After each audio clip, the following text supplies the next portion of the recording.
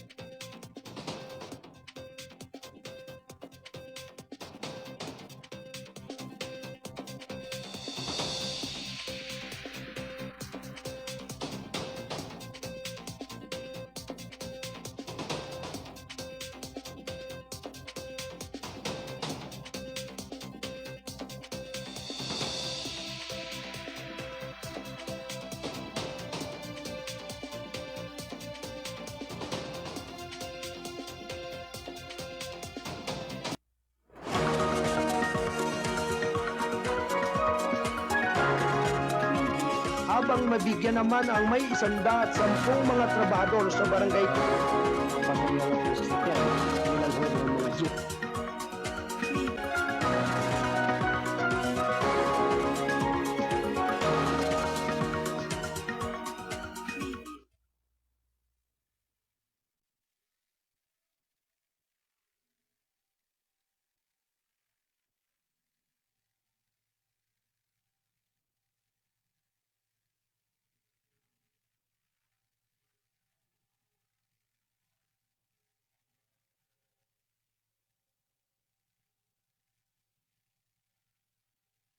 Yo! Kasado Broadcasting Service, KBS-AM, Lunes hanggang Biyernes, laging on air. Serbisyo publiko, hatid namin sa masa. Let's go!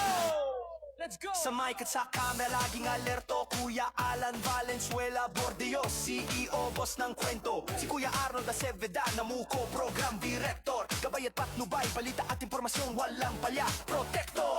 When it's Pino Lawson, news director, editor-in-chief. Issue ng lipunan natin sa tao, walang relief. Si Kuya Ben Aludo, prangkado, kakima ang handog. Kwento sa field, tapat at walang palusot.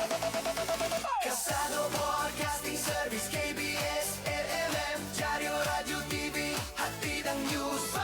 Serbisyo publiko sa bawat baryo at city. Team namin solid, mabilis, wagas at witty. Balita sa umaga, balita sa gabi. Mula sa radyo hanggang sa diaryo, di kami mabibi. Kuya Alan, Kuya Arnold, Kuya Wayne at Kuya Ben. Teamwork solid, wala atrasan, walang talo sa laban. Reporter sa field, editor sa studio.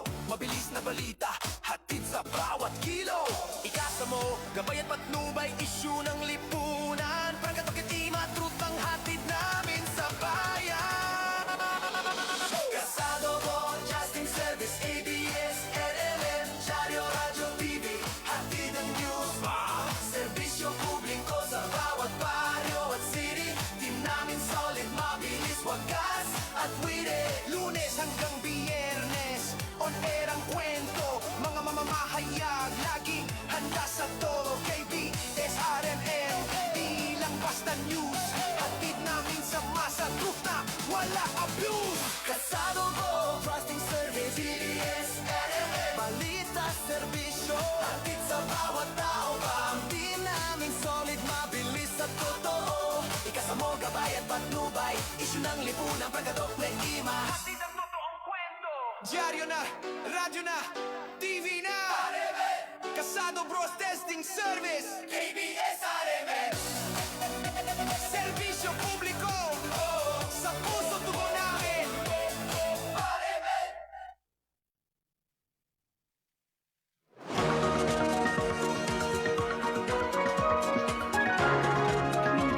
Habang mabigyan naman ang may 110 mga trabahador sa barangay.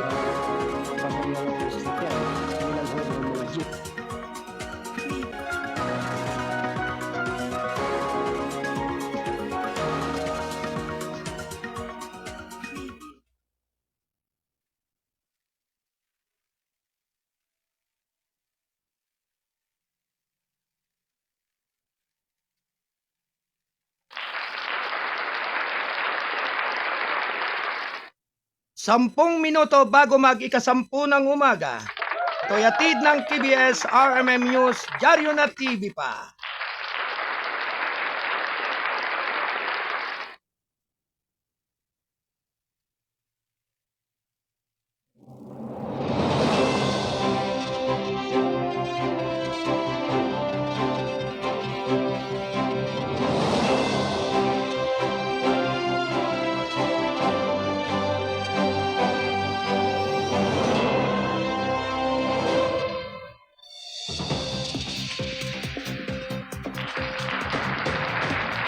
Okay, alright, isang mapagpalang umaga. Mga giliw kong taga-subaybay, Luzon, Visayas at Mindanao, kayo po ay nakikinig at nanonood dito sa KBS RMM News, Dyaryo na TV pa.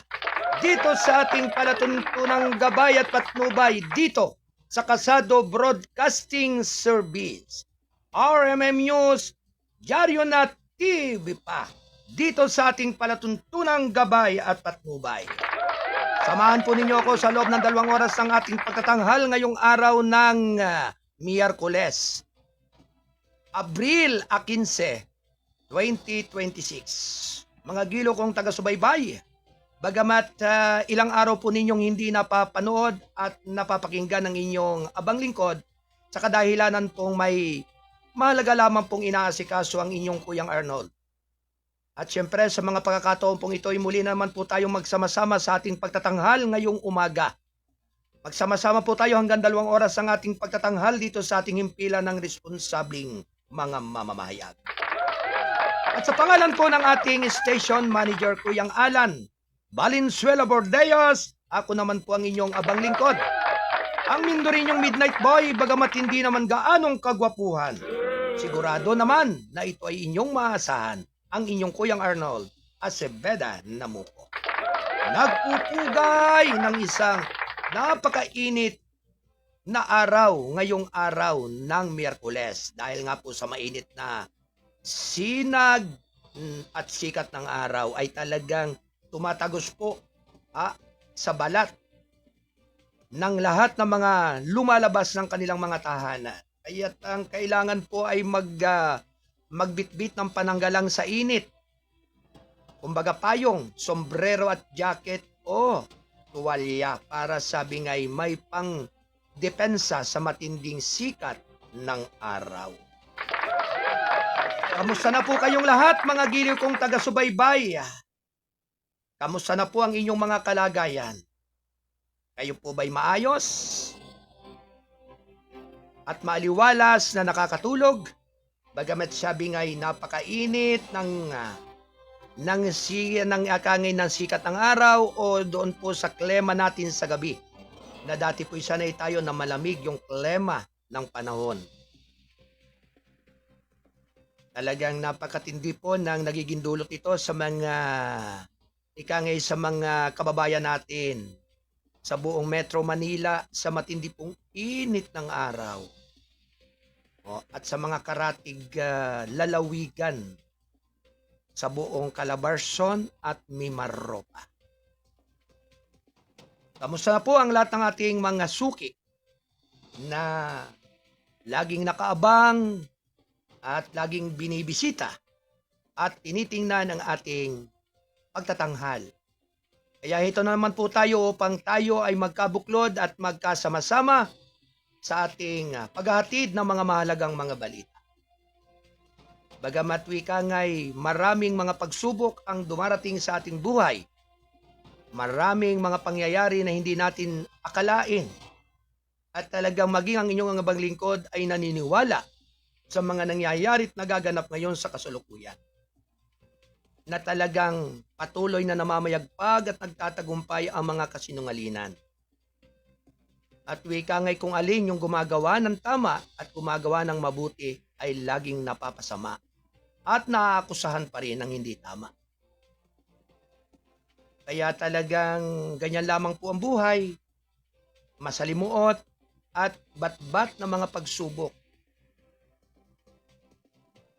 Maraming mga pangyayari ang maaaring maganap sa bawat nilalang na kumbaga kapag ikaw ay napagkainggitan ng iyong kapwa at ikaw ay gumawa at nagbigay ng kaaksyonan doon sa ikakabuti ng lahat, ikaw pa yung napapahamak.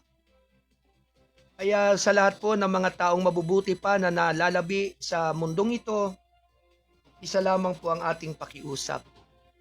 Huwag po basta kayo bibigay o susuko o makikiayon dun sa masamang layunin.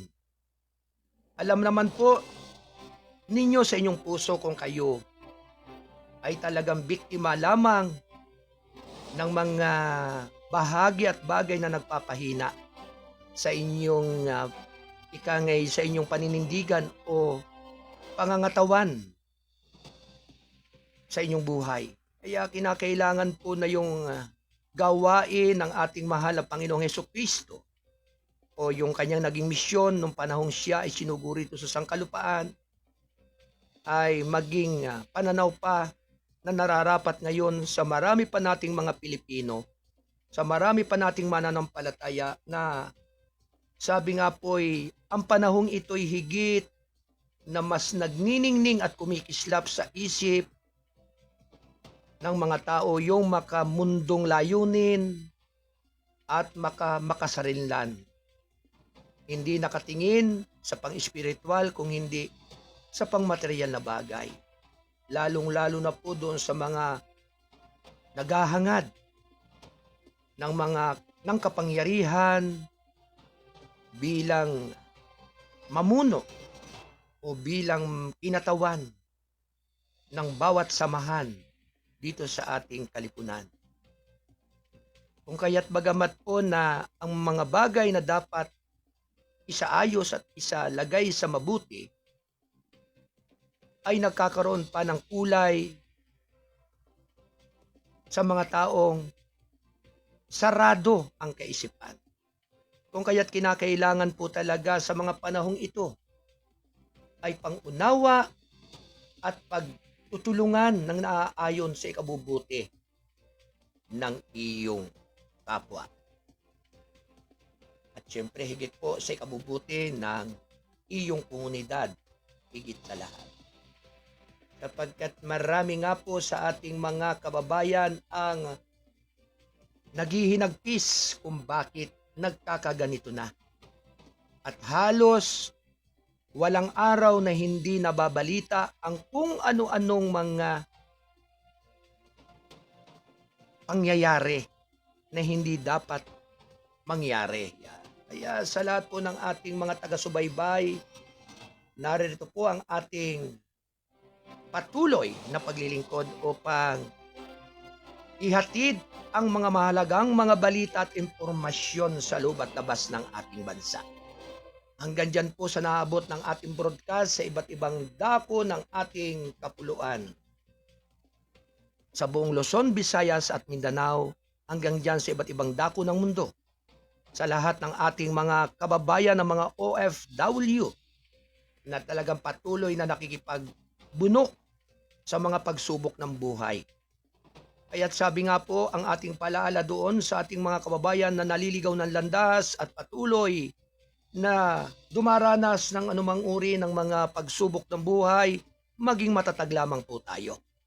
Sapagkat sabi nga habang gumagawa ka ng mabuti, laging ikaw ay napupuna at napapansin ng mga masasamang espiritu o masasamang layunin ng tao. Kaya talaga pong kinakailangan laging ipanatag ang sarili at bigyan ng kaukulang panahon o atensyon yung mga taong higit na naniniwala at nananalig sa mga mabubuting gawain. Anyway, magandang umaga po sa lahat ng ating mga taga-Viva KPP Divine Healing dyan sa Oriental Mindoro. Sa lahat ng mga brother at sister ng KPP. Kung mayroon man po na na nasasagap na anumang mga pag-aalaala o anuman pong mga bagay na dapat ipangamba, dasal lamang po ang kailangan sapagkat sabi nga po ang lahat ng mga pinagdaraanan ito, ng mga pagsubok ng buhay ay bahagi lamang po yan ng mga makakaliwang layunin. Kaya kinakailangan po talaga manatili po sa kanan at sa malinis na paglilingkod na naaayon o doon sa mga taong nais mapaganda at mapaayos ang kanilang lugar. Partikular na po sa mga samahan, sa mga homeowners, sa mga asosasyon sa iba't ibang dako ng ating bansa. Sapagkat sabi nga po ay ang pagsunod na ito na naaayon sa ikakabuti ng inyong kapwa ay huwag pong ipagkait anumang oras. Bagamat sabi nga po ay bagamat madalas ang pagkakaroon ng hindi pagkakaunawaan ay bahagi lamang po iyan na talagang ayaw sumunod at ayaw talagang ikangigampanan yung mga responsibilidad na dapat. Kaya ito nga po sa panahong ito ay nalalapit na po yung sinasabing halala ng sangguniang kabataan at sangguniang barangay. Yan. Kaya doon po sa mga dating nasa pwesto at yun naman pong papalit sa pwesto ay talagang masigasig po ngayon upang sabi nga ay kanilang muling may padama sa kanilang mga nasasakupan yung talagang kanilang mga interes at layunin ng mga paglingkod. Kaya lamang po talaga, marami po talagang nagiging problema ho. Kaya nga sabi nila panapanahon, kapag ikaw ay napapag-initan, saka mula mararamdaman kapag ikaw ay dinaan sa politika. Kaya talaga po minsan ho, ang pamumulitika ay hindi bahagi ng ikangay bagay na pagkakaisa-isa ng mga tao. At talagang lagi pong nananaig pa rin yung sabi ngay nakatapos na o nairaos na ay mananatili pa rin politika sa kanilang mga damdamin. Kaya sabi nga po ay dapat po talaga na kapag dumadating ang ganyang panahon ay talagang kinakailangan pong nagkakabuklot at nagkakaisa hanggang sa kasulukuyan na yan ay ginagampanan at ginagawa kahit man makatapos na sana.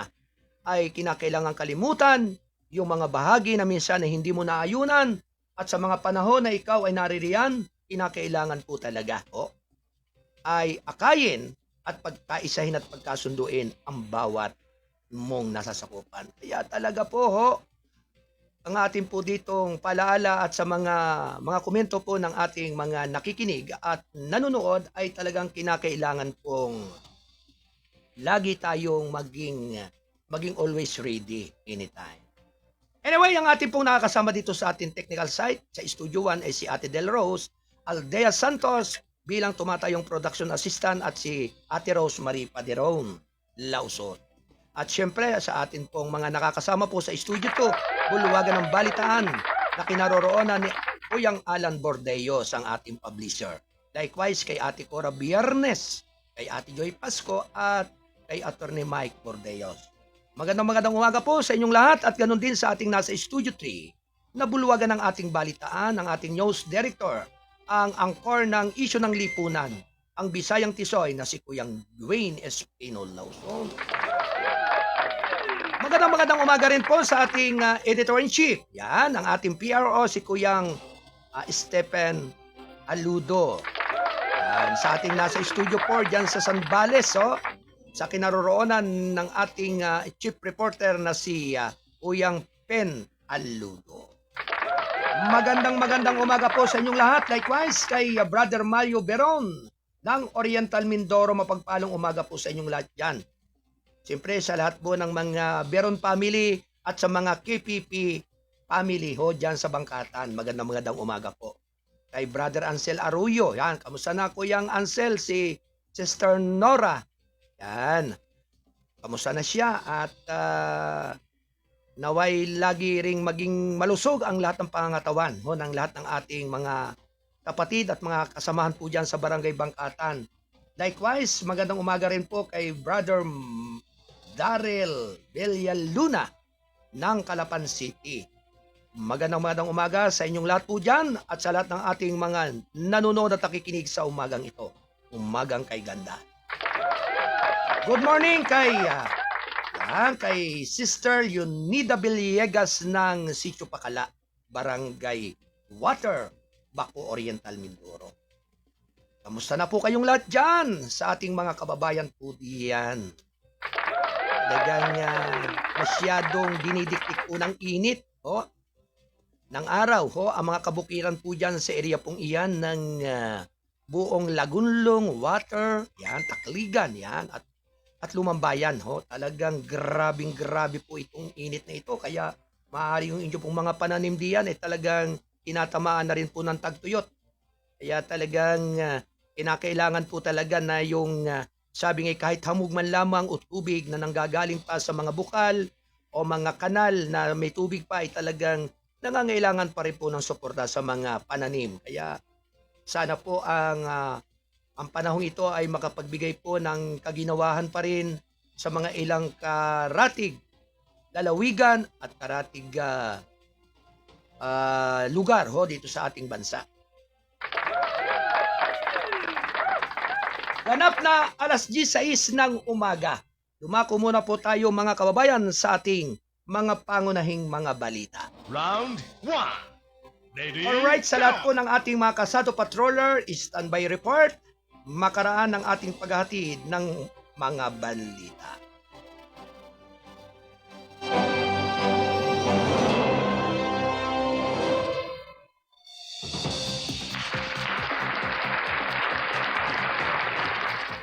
Narito ang ating mga pangunahing mga balita. Round 1. Lady, Alas 17 ng umaga. Groundwork, sinimulan na ang groundwork sa NIA Road Housing Project sa ilalim ng 4PH DH Sud ng PBBM.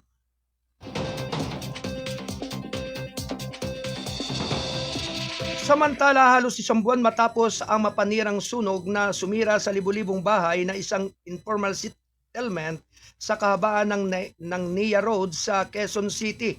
Sinimula na ng Department of Human Settlement and Urban Development DH Sud ang paghahanda sa lupa upang bigyan daan ang pagtatayo ng isang housing project sa ilalim ng Flagship Expanded, Pambansang Pabahay para sa Pilipino or 4PH, program ni Pangulong Ferdinand R. Marcos Jr. para sa mga pamilyang nawawalan ng tirahan. Ang inspeksyon ni DH Sud Secretary Jose Ramon Aliling kasama sina Senior Undersecretary Eduardo Robles Jr. at National Housing Authority General Manager Jubentay ang site noong Lunes upang matiyak na ang mga gawain ay nasa loob naman ng mga timeline na itinakda para sa bagong proyekto. Binigyan din niya na ang proyekto ay magiging bahagi ng programa ng pagrinyo ng lungsod ng DH Sud na malapit na pagipagtulungan sa NHA at lokal na pamahalaan na naglalayong ibahin ang anyo ng mga nasirang lugar sa disente, mas ligtas na mapapanatiling mga komunidad. Malinaw po ang direktiba ni Pangulong Marcos Jr. walang madidisplace kapag may mga sakuna, kaya naman aksyon agad ang DH Sud kasama ang NHA sa Quezon City Government para magtatayo ng proyektong pabahay dito sa NIA Road sa ilalim ng Expanded 4PH program. Sabi pa rin ni Aliling sa isang news release noong Martes, kasama po ng mandato ng DH Sud ang urban development na itong NIA Road project ay magsisilbing model ng aming urban renewal. Mahigit 2,000 pamilya naman ang lumikas matapos tumama ang sunog sa informal settlement noong Marso 7. Makalipas ang 2 araw, binisita ni Aliling at Mayor Joy Belmonte ang lugar at sumang-ayon na ituloy ang housing project sa ilalim ng Expanded 4PH. Kasunod nito ay mabigyan ng paunang tulong sa pabahay ang mga biktima ng sunog. Pinag-aralan naman ng DH Sud at Quezon City LGU ang rental housing scheme para sa NIA Road project upang matiyak ang sustainability. Wow, thank you. Siyam na minuto makaraan ang ikasampu ng umaga. Kuyatid ng balitang kasado, ang pahayagang balansi at totoo. National Newspaper. Ito nga po ay kasapi ng The United Multimedia International Press Corps. Samantala, COMELEC nagbabala sa public BS voter certificate fee scam. Round 1. Lady, go! Nagbabala ang Commission on Election laban sa mga taong walang prinsipyo na nag-aalok ng tulong online sa pagkuha ng mga sertipiko ng butante kapalit ang bayad. Hinimok ng full body ang publiko na huwag maniwala sa mga social media platform na umano'y nag-aalok ng gayong mga serbisyo. Maigpit na pinagbapayuhan ng publiko na mag-ingat sa mga online transaction account page na nag-aalok ng tulong para sa bayad ng pagkuha ng voter certificate, sabi nito sa isang advisory. Hindi po ito pinahintulutan ng COMELEC. Ang mga sertipiko ng botante ay libre at hindi dapat mangolekta ng mga bayad. Ang sertipiko ng botante ay binibigay sa kahilingan ng isang rehistradong botanting ito at ito ay dokumento na maaaring magsilbi pansamantalang ID card ng botante. Meanwhile, na commission said applicants for voter registration may suriin ang kanilang mga katayuan sa pagpaparehistro online. Sa mga nag-apply sa pamamagitan ng Special Register Anywhere, Anytime program o Register Anywhere program, activities maaari nilang suriin ang kanilang mga status sa pamamagitan ng https://comelec.gov.ph. Voter registration, approve this, approve wrap. Pinapayuhan ang mga aplikante na bisitahin ang website na ito na hanapin ang tab na pagpaparehistro ng botante at i-click ang listahan ng mga aplikante na naaprubahan. Hindi naaprubahan ng Register Anywhere program o RAP. Piliin ang pang-angkop na naaangkop na schedule ng pagdinig ng lupo ng pagpaparehistro ng halalan. Kung saan sila nagparehistro, pagkatapos ay mag-click sa particular na rehiyon, lungsod o munisipalidad kung saan sila ay nagparehistro. Bate na rin sa pinakabagong datos nito, mayroon na ngayong kabuang 9,163 individual na nag-apply sa pamagitan ng mga aktibidad na SRAP-RAP. Thank you. 12 minuto makalipas ang ganap na ikasampu ng umaga. Ito'y hatid ng KBS RMM News, Dyaryo na TV pa.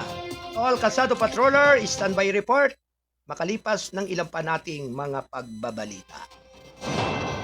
100 o 12.125 milyong piso confidential funds disposed at less than 24 hours ayon kay Madriaga. Round 1.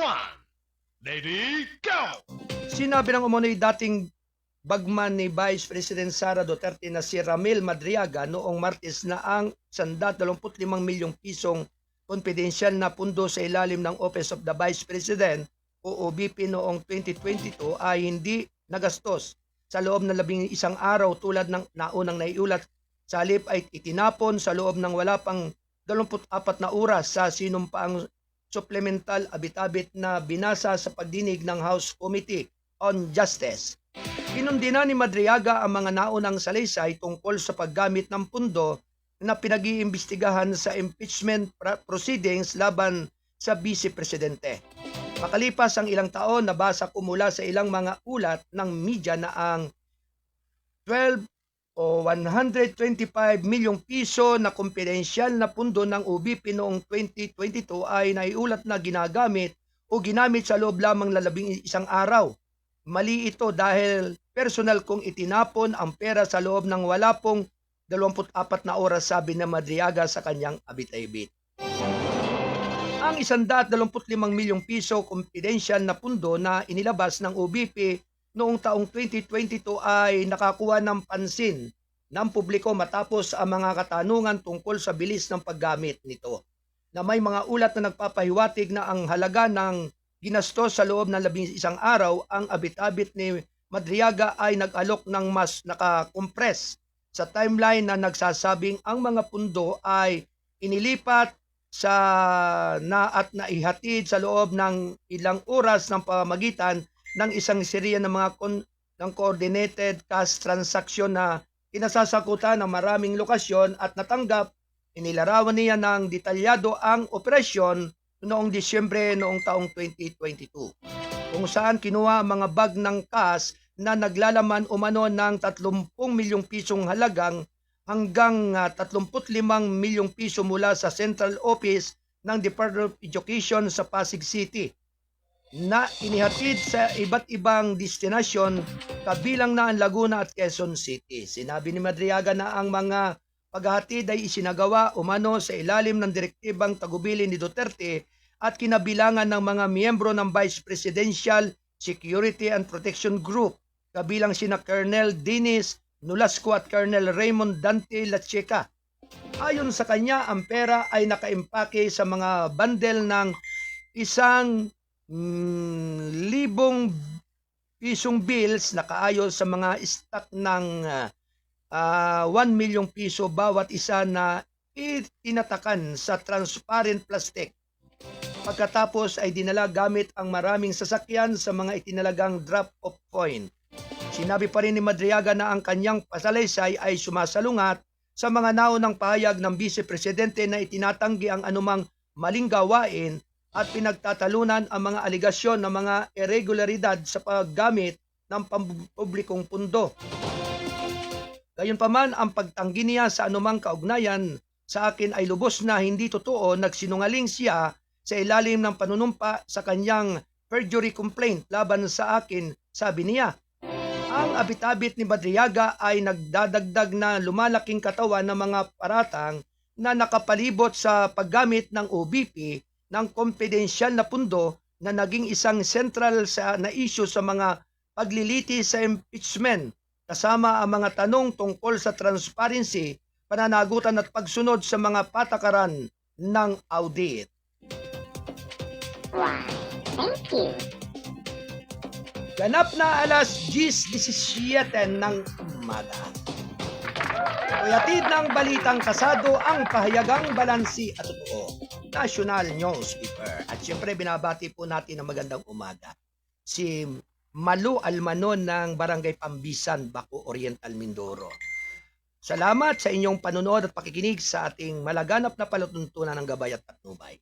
At syempre ang ating pong publisher ay nasa Studio 2 patuloy po ang kanyang monitoring sa lahat ng ating sa ating pong mga tagapakinig at sa ating palatuntunan. Kaya binibigay lamang po natin sa ating mga kababayan yung ating iba yung paghingi ng paumanin sa mga ilang araw po na hindi po tayo nagkita-kita sa ating palatuntunan. Kaya sa inyo pong lahat, ikangay magandang araw po at naway laging manatili po yung ating sigla at kalakasan ng ating kalusugan.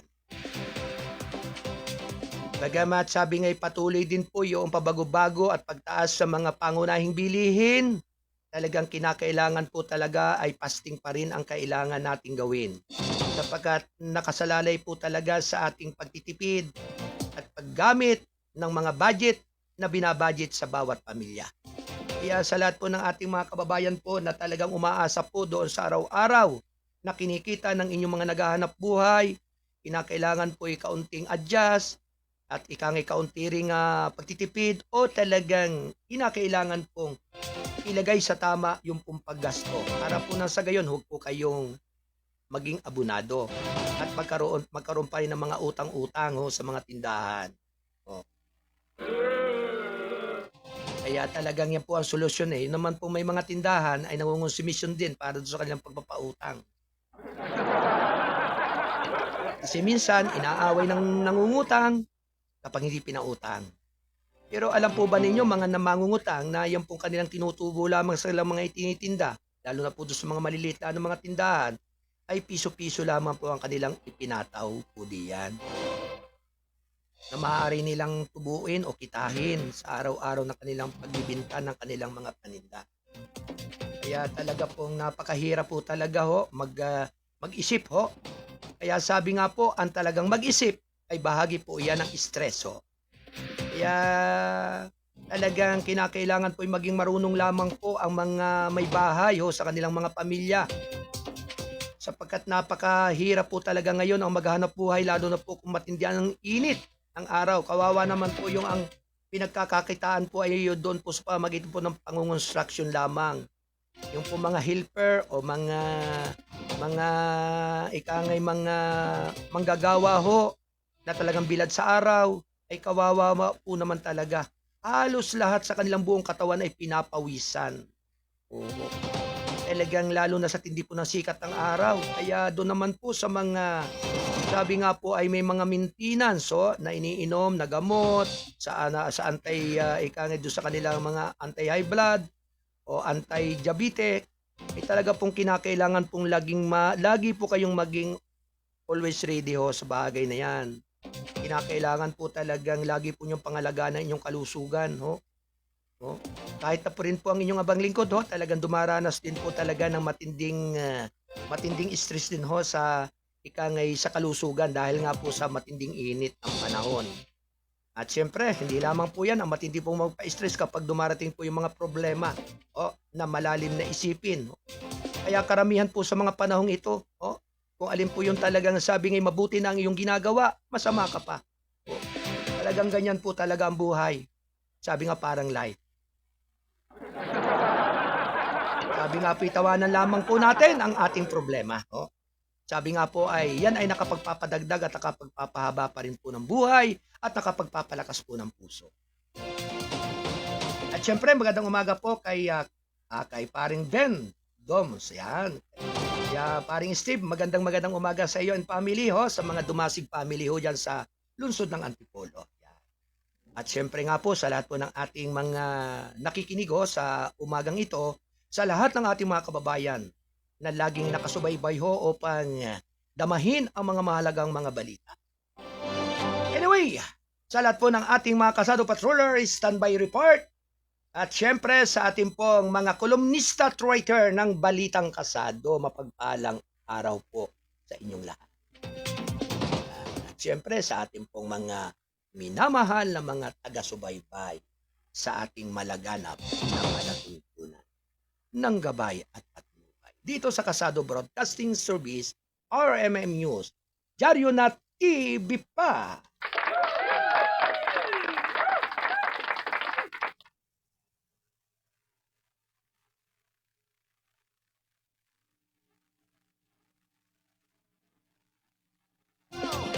Kasado Broadcasting Service,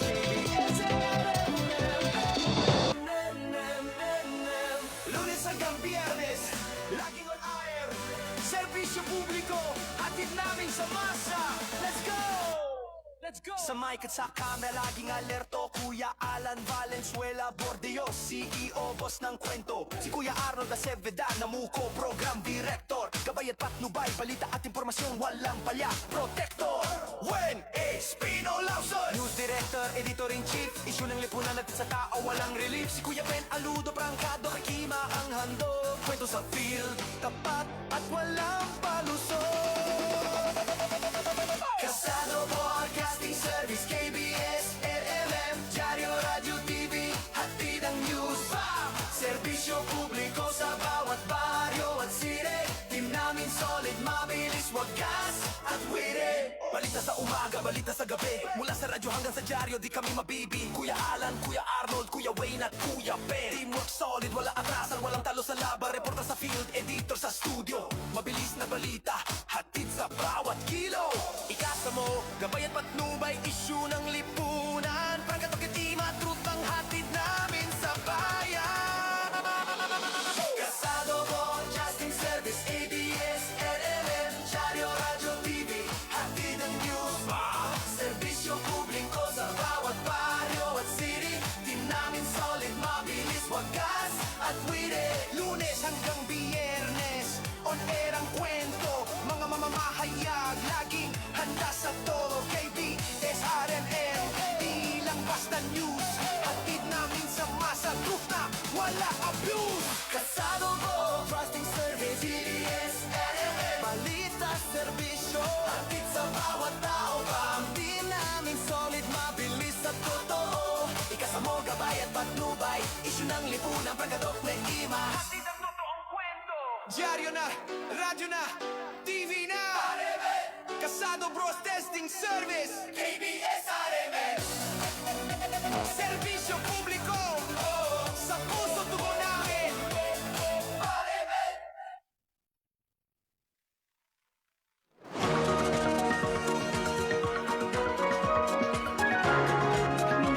Habang mabigyan naman ang may 110 mga trabahador sa barangay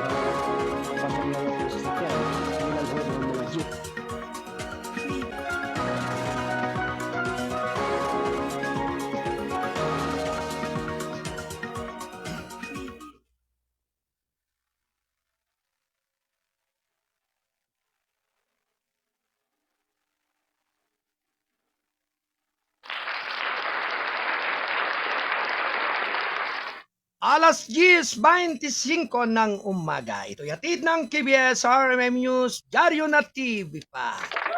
Anyway, dumako muna po tayo sa pag-uulat ng ating mga kasado patroller na nasa iba't ibang area po ng ating kapuluan.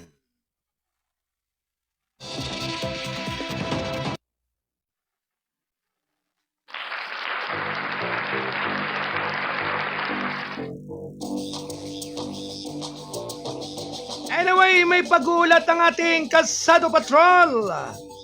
Magmumula po dyan sa area at lugar ng Metro Manila. Naririyan si Kuyang Don Robert Ramero upang ihatid ang kanyang balita. Ito po mga kababayan ay may kinalaman po sa electronic ticketing system.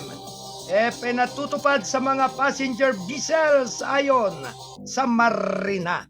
Ang detalye po ay magmumula kay Kasado Patrol 20.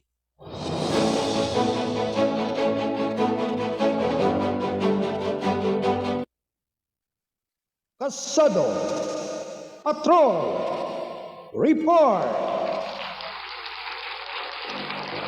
Alright, Kuyang Don Robert Ramero, Kasado Patrol 25. Good morning! Good morning, Kuyang Arnold, mga kaibigan. Ipinagutos ng Maritime Industry Authority o Marina sa lahat ng domestic passenger vessels na gamitin ang online electronic ticketing system para sa ligtas at mabilis na biyahe ng mga barko sa karagatan sa bansa. Sa ilalim ng Ship Electronic Ticketing Application, ang lahat ng pampasahirong sasakyang pandagat kabilang ang RUPAX at Fastcraft ay gumamit ng digital ticketing sa layuning alisin ang illegal ticket scalping. Maiwasan din ang overbooking at mabilis na proseso ng pagbili ng ticket. Dito ay masisiguro ang automated passenger manifesto na makakatulong sa maayos na rescue operation sa oras ng emergency. Bukod dito ay otomatikong maibibigay ang katampatang diskwento sa pasahe ng mga senior citizens, estudyante at persons with disabilities. Nilinaw ng ahensya na hindi kasama sa online ticketing system ang mga barkong motor na ginagamit sa recreational, sa serbisyo at mga bangkang hindi pag-aari ng mga pribadong kumpanya. Mula sa Metro Manila, Don Robert Ramero nag-uulat para sa KBS RMM News. Dyaryo na, TV pa. Alright, maraming salamat sa pag-uulat ng ating Kasado Patrol 20 mula pa rin sa Metro Manila, Kuyang Don Robert Ramero. Thank you, Kuyang Don. Ganap na alas 10:29 ng umaga. Ito'y hatid ng Balitang Kasado, ang pahayagang balansi at totoo national newspaper. At syempre ho, talagang sa init na po ng araw talaga ho, kahit panligo ay talagang mainit ho, talagang napakatindi nga po talaga ng init na hatid nito para sa atin. Kaya sabi nga po ng ating publisher, sobra talagang init. Pati raw po yung kanyang panligo ho, bawal ang nakahubad. Kuya Alan ha, grabe ka talaga ha. Bawal nga talaga pag nakahubad, pag ililigo mo'y mainit. Kasi, bagi kayo nabanlian yan, yado paknit ang balat. Oo, talaga ha. Kuyang Alan ha, talagang, bakit mo kuyang sinabi yung katotohanan?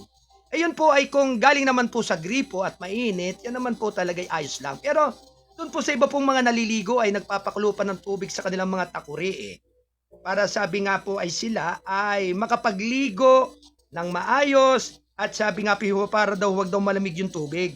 Kaya talagang kung tutuusin mo ay talagang napakatindi nga po talaga ho. Hindi po gawang biro ang talagang maligo ka ng sobrang malamig. Meron po talagang, hindi man po natin nilalahat, marami po yung mismong ayaw nga po talaga ng maligo ng malamig. Dahil sila nga raw po ay sinisipon. Kaya kung talaga nga po nga, sabi nila ay kung inyo po talagang wawariin, talagang ang lahat po ng bagay na iyan ay napakahalaga po talaga sa bawat isa. O, lalo na po doon sa mga lamigin, yung po may mga mutya sa kambing. Oo, yun talaga. Pero kung yung may mutya naman po doon sa, ika nga po yung mutya, ho, sabi nila, ano ba yung mutya? Yung iyas, ho. Kapag talagang ikaw ay merong, sabi nga yung sa araw, ay talagang kinakailangan po talaga malamig ang ililigo. Anyway, isunod po naman natin ang pag-uulat ng ating Kalsado Patrol 47 ho ng Rizal. Siya po ay nasa Marikina. Yan. Wow, Kuyang Dan Torbeles, standby report. Yan nga po mga kababayan, ang kanya pong iuulat ay may kinalaman po. Hinggil nga po dito sa, ano ito Kuyang Dan, tungkol dito sa nararanasang krisis ng krisis ng sa bansa. Ang lungsod ng Marikina ay nagsasagawa ng roll-out solar power sa ilang bus at libreng sakay na programa ng alkalde ng Marikina. Yan, ito po ay ang detalye po nito ay magmumula sa ating Kalsado Patrol 47, Kuyang Dan Torbeles. Alright, Kuyang Dan, good morning! Yes, likewise, Kuya Arnold.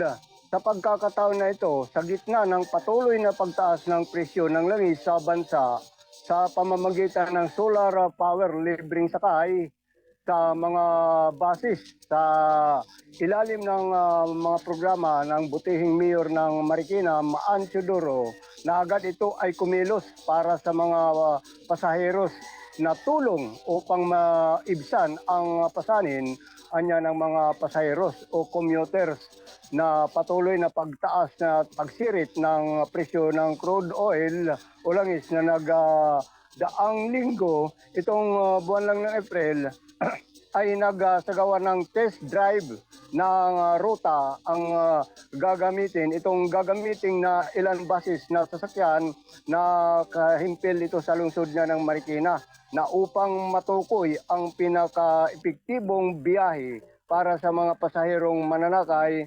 Ito ay turn around sa oras na pagbabalik naman sa nasabing sasakyan ng mga basis na ilan nakahimpil dyan sa Marikina.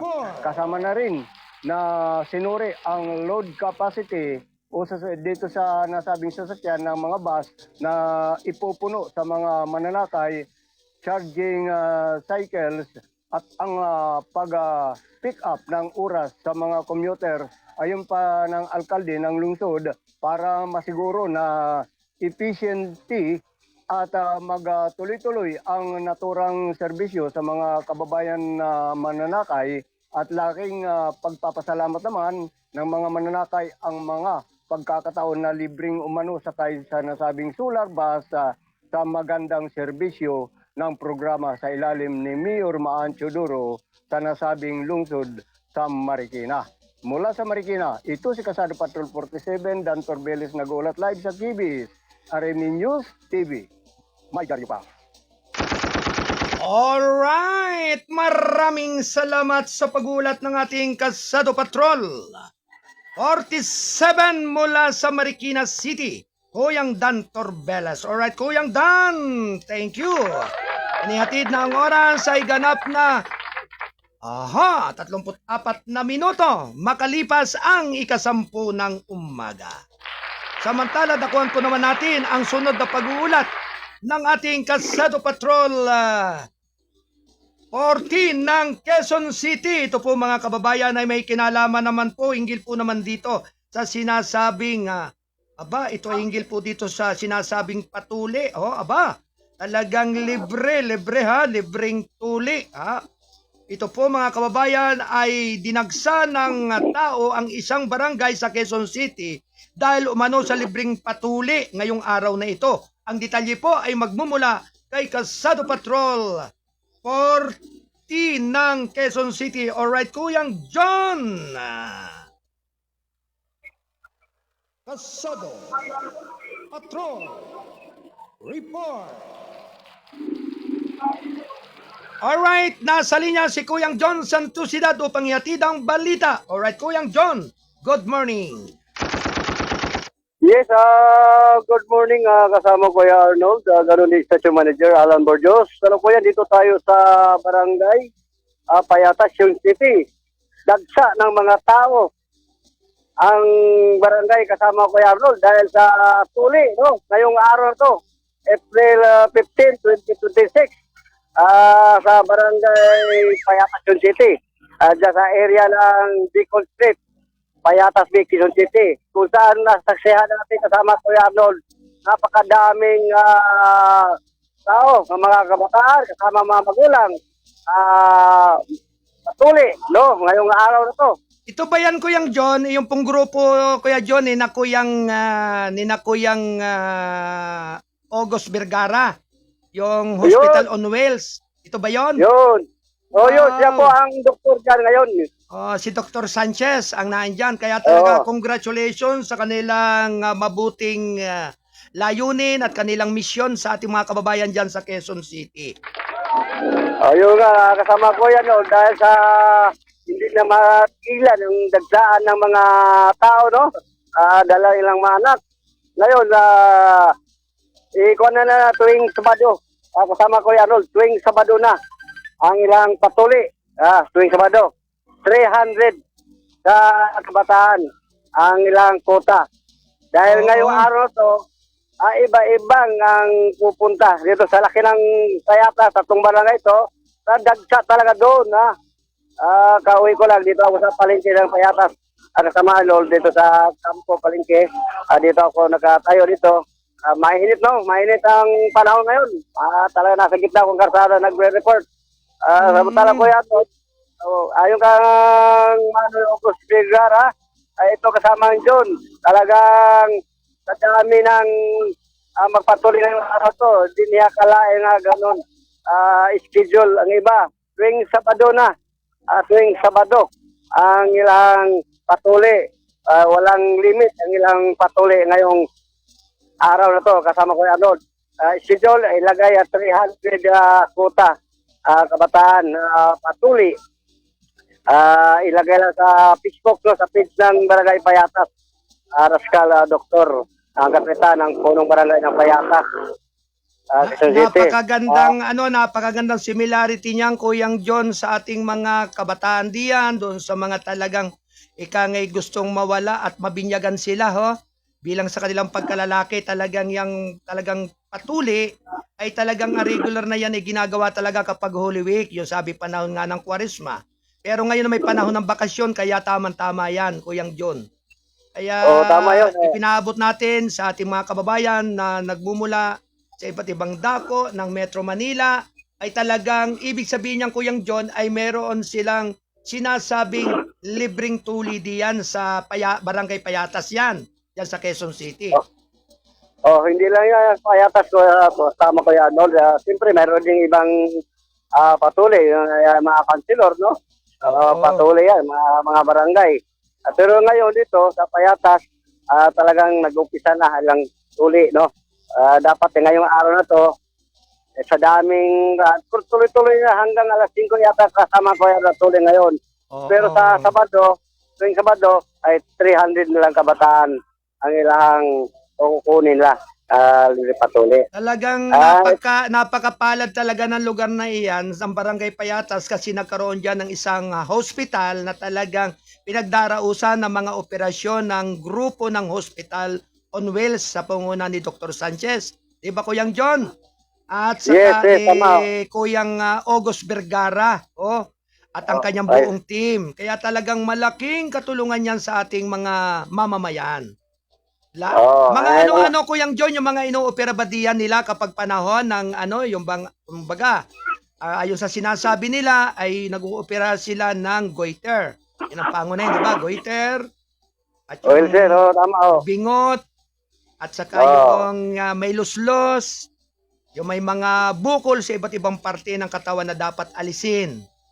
Yan. Yung talagang ginawa ni Dr. Manuel August Vergara. Dahil malakas siya doon sa DepEd, no? Malakas siya doon. Siya sa mga hospital. Talagang tuloy-tuloy. Sabi niya sa akin, tuloy-tuloy ang serbisyo para sa Payatas. Dahil siya ang doktor dyan sa Payatas, kasama ko yung Arnold. Araw-araw, gabi-gabi, na dyan siya. Para bago sa lahat, sinabi niya sa akin, mamusta siya ka Alan Burgos. At lalo na sa'yo, Kuya Arnold, binanggit ko kanina. Sabi, kamusta na lang po sa kanila, Alan, Coco, team ng Kasado. Salamat sa hindi niya kalahin na dumating ako ngayong araw na to sa ganap na patuli. Kaya congratulations sa Operation Tuli ng grupo ni Manoy August Vergara sa pangunan ni Dr. Sanchez and lahat ng ating mga doctors na naririyan. Kaya pinararating natin sa ating mga kababayan na talagang iyan ay maraming mga project sila o na talagang nais silang ipagkaloob sa ating mga libu-libong mga kababayan, yung libreng tuli. Kaya Kuyang August, lagi mo silang tutukan at antabayanan ang kanilang ay kangay mga gawaing iyan dyan sa atin, dyan sa lugar ng Quezon City. Yun po. Bago tayo magtapos ko yan, binabati ko lang, nandito ako sa gitna, sa gitna ng Kanto News, yung Shaharma Stock. Dito tayo sa Shaharma Stock. Ito, pang-snack to, mga masarap na pagkain. Dito rin sa MJ Store, Agusuri. Dito ako. Ganun din na Lugaw Mami. Silog at Six to Go. Texas Pharmacy. Nakikinig sila dito sa ganitong oras kasama ko yan. May report ako mamaya tungkol sa operasyon sa mga operatiba, Alright, babalikan kita. Babalikan kita maya-maya, mga ilan nating pagbabalita. Alright, Kuyang John! Okay. Mula dito sa Quezon City, ako si John Santos Kasado, Patrol 14, nagulat para sa CBS RM News. Diyan na TV pa. Ito Kuya Arnold. Alright, mga kababayan, maraming salamat sa pag-uulat ng ating Kasado Patroller, Kasado Patrol 40 ng Quezon City, Kuyang John Santosidad. Samantala mga kababayan, tuloy-tuloy lamang ang ating paghatid ng mga karagdagang mga balita. Round 1. Ready, go! Samantala mga kababayan, ganap na alas 10:46 ng umaga, 326 grads ng PNP ay nanumpa habang tumitindi ang mga reforma laban sa casing. Round 1. Ready, go! Samantala mga kababayan, inimok ni Philippine National Police Chief General Jose Melencio Nartatis Jr. ang mga bagong graduates ng PNP Academy na tumutulong sa pagbabago ng pwersa ng pulisya sa tunay na tagapagtanggol ng bansa. Sa isang seremonya sa Camp Crame, pinangisiwaan ni Nartates ang panunumpa ng 326 bagong opisyal, 230 kalalakihan at 76 na kababaihan na ipinadala sa Police Regional Office at sa Special Action Force. Hindi inaasahan ng bansa na magiging perpekto ka, ngunit inaasahan nito na ikaw ay matapat, matapang at nakatuon. Hindi kayo pinipili para maging ordinaryo, pinili kayo para maging halimbawa, sabi ni PNP Chief sa mga graduates. Nagpahayag sila ng tiwala sa mga bagong opisyal habang nagsisimula silang mag-deploy sa buong bansa. Lumabas karoon at patunayan na karapat-dapat ka sa mga ranggo na isinusuot mo ngayon. Maging mga opisyal na kailangan ng ating bansa. Maging mga leader na nararapat sa inyong mga kapwa-opisyal. At maging pag-asa na maasahan ng ating mga tao sabi ni Nartates. Pinalalahanan din niya na ang mga nagtapos na ang tunay na paglilingkod ay nagsisimula sa labas ng akademya. Hindi ito ang finish line, dito nagsisimula ang tunay na paglalakbay. Hindi na ito simulation, hindi na ito pagsasanay. Sa pagsasanay na ito ay kung saan ang mga desisyon ay totoo. Kung saan ang mga kahinatnan ay agaran at kung saan ang buhay ng aming mga tao ay nakasalalay sa iyo, sabi niya. Sinamantala rin ni Nartates ang pagkakataong magpahayag ng pagkakabahala sa isang insidente ng Hesing kamakailan ng kinasasangkutan ng mga underclassmen na sa PNPA, kahit na inulit niya na mas mahigpit na inihahanda ang mga hakbang upang wakasan ang Hesing at reformahin ang pagsasanay sa mga kadite. Ang siklo ng maling pag-iisip sa pamumuno at disiplina sa mga kadite ay dapat itigil at nagsisimula ito ngayon. Palakasin namin ang mga umiiral na mekanismo upang tanggihan ang anumang pagkakataon para sa marahas at hindi makataong mga aktibidad ng Hesing, sabi niya. Kasama sa mga nakaplanong hakbang ang pinahusay ng mga sistema ng pag-uulat, regular na inspeksyon at pagsasanay na nakatuon sa pamumuno at pananagutan. Ayon sa mga ulat, hindi sa 20 mga kadite ang nagdusa ng mga paso upang maubos ang mas malinis at muriatic acid sa panahon ng Hesing. Sinabi pa rin ni Nartates na ang mga sangkot ay maaaring mahaharap sa pagkakatalsik at kasong kriminal sa ilalim ng anti-Hesing law, habang ang mga nasugatan na kadite ay makatatanggap ng buong medical na pseudo-psikolohikal na suporta. Iniutos din niya na ang masusing pagsisiyasat at pagsusuri ay sa mga kasanayan sa pagsasanay na nagpapahiwatig ng paglipat mula sa mga pamamaraan ng pagpaparusa. Lumipat kami mula sa batay na parusa patungo sa batay na sa pagganap na pagsasanay. Kailangan nating palitan ang tradisyon ng marahas na Hesing ng science-based conditioning. Gusto namin ang mga opisyal na matigas dahil sila ay may kasanayan, hindi dahil nakaligtas sila sa karahasan, dagdag niya. Thank you. Alas 10:47 ng umaga. Ito'y ng balitang kasado, ang pahayagang balansi at totoo. National Newspaper.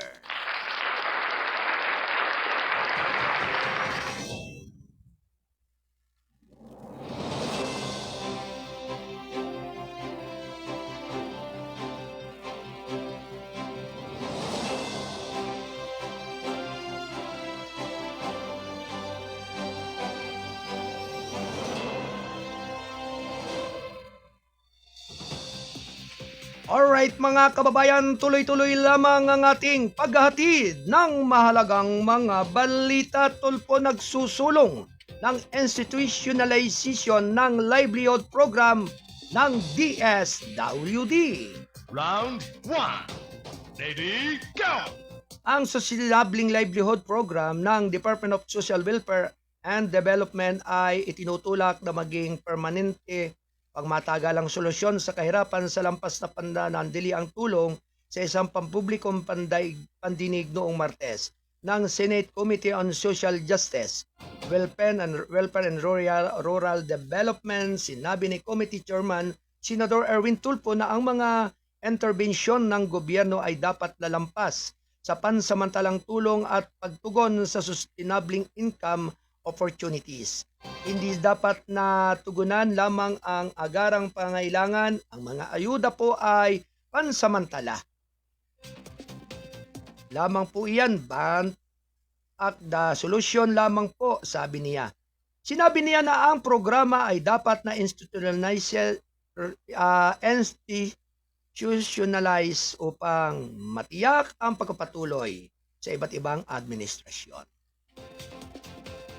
Kailangan nating i-institutionalize ang programang ito kahit na wala po tayo dito. Nasa ilalim pa rin ng DSWD ang programang ito na idinagdag niya. Ang SLP ay nagbibigay ng tulong sa kapital, pagsasanay sa kasanayan at suporta sa merkado upang matulungan ang mga benepisyaryo na matatag o mapapalawak ang mga proyektong pangkabuhayan. Ayon pa rin kay DSWD Assistant Secretary Edmond Monteverde, 4.1 milyong benepisyaryo na ang nagsabing programa mula noong 2011 na may 78.86%. Success rate sa 1.2 milyong nasusubaybayan. 1.2 million po yung na-monitor namin at 78.86% po yung success rate, sabi ni Monteverde. Gayunman, kinilala niya ang mga kakulangan sa pagsusubaybay dahil sa limitadong lakas o tao at mapagkukunan. Unang-una po, kulang tayo sa administrative post. Hindi talaga gayong i-cover yung total na 4.1 million. Aniya, dinagdag pa niya na ang mga natural na kalamidad, mga isyo sa panloob na organisasyon at paglipat ng mga benepisyaryo ay kabilang sa mga salik na nakakaapekto sa resulta ng proyekto na nagtulak sa DSWD na ipakilala ang mga mekanismo ng financing para sa mga apektadong proyekto ng kabuhayan. Sinabi pa rin ni Tolpo na ang pag-institutionalize ng SLP ay nangailangan din ng dagdag na pundo lalo na para sa pagkuha ng mas maraming tauhan upang palakasin ang monitoring at pagpapatupad. Sinabi pa ng Department of Budget and Management na ang suporta sa pagpundo ay maaaring ibigay na papailalim sa pagsusuri ng eminongkahing panukala. Sinabi ng Senate panel na ang hakbang na ito ay naglalayong magtatag ng isang napapanatiling sistema na makakatulong sa mga Pilipino na bumuo ng matatag na pinagkukunan ng kita at mabawasan ang pag-asa sa tulong ng gobyerno. Thank you. 8 minuto bago mag-11 ng umaga. Kayatid ng PBS RMM News, Diaryo na TV pa. Samantala, Kasado Patrol 40 standby report. Round 1. Government nakita ang fuel discount at iba pang tulong para sa middle income earners. Samantala, pinag-aralan ng gobyerno ang mga nakatarget na hakbang upang matulungan ang mga middle income earners na nakikipaglaban sa pagtaas ng presyo ng gasolina at kalakal, kabilang ng posibleng pagpapalawak ng mga diskwento sa gasolina sa mga pribadong motorista. Sa isang briefing sa Palasyo, sinabi ni Department of Finance Undersecretary Carlo Fermin Adriano na ang mga panukalang para sa pakinabangan ng middle class ay tinatalakay na ngayon sa ilalim ng Unified Package for Livelihoods, Industry, Food, and Transport Committee na pinamumunuan ni Pangulong Ferdinand R. Marcos Jr. Pinag-uusapan po yan sa uplift, paano po matutulungan ang lahat, hindi lang ang pinakamahirap kundi pati na rin ang middle income. Being discussed and uplift, paano matutulungan hindi lamang ang pinakamahirap kundi pati na rin ang middle income groups. He said an uplift committee na nilikhan sa pamagitan ng Executive Order number 110 noong nakaraang buwan ay nangunguna sa pagtugon ng gobyerno sa patuloy na emerensya sa enerhiya na na-trigger ng geopolitical tension sa gitnang silangan. Inatasan itong patatagin ang presyo ng gasolina at pagkain. Suportahan ang mga pangunahing sektor tulad ng mga magsasaka, mangingisda at manggagawa. Sa transportasyon at protektahan ang mga mamimili.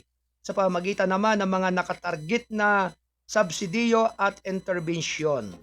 Idinagdag pa ni Adriano na hindi rin isinasaalang-alang ng gobyerno ang pagpapalawig ng diskwento sa gasolina na kasulukuyang ibinibigay sa mga public utility vehicles sa mga pribadong motorista. We recognize na hindi lang naman PUBs and UB vehicles, utility vehicles sa express ang naapektuhan nito.